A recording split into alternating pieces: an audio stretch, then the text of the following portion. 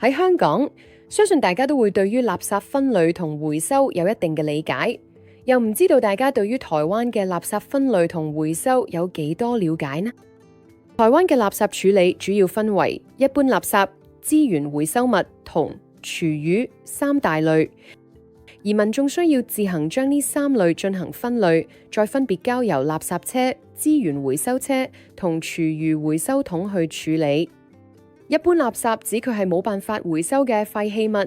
例如紙巾、膠飲管、紙尿片等等；而資源回收物係指可以回收再利用嘅廢棄物。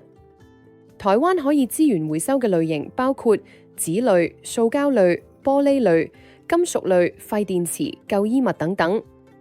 值得留意嘅係，台灣有部分嘅縣市對於資源回收有更細緻嘅分類要求，例如紙類容器需要另外包裝，金屬容器需要分開收集等等。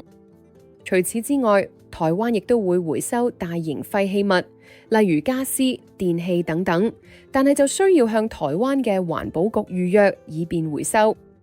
台灣嘅資源回收率係當地環保署推動垃圾分類同資源回收後，資源回收率上升咗約6倍，更有99.98%嘅垃圾妥善處理率，可以話係資源回收成功嘅例子。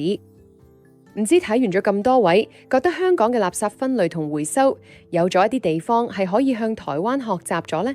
不妨喺影片下面留言討論下。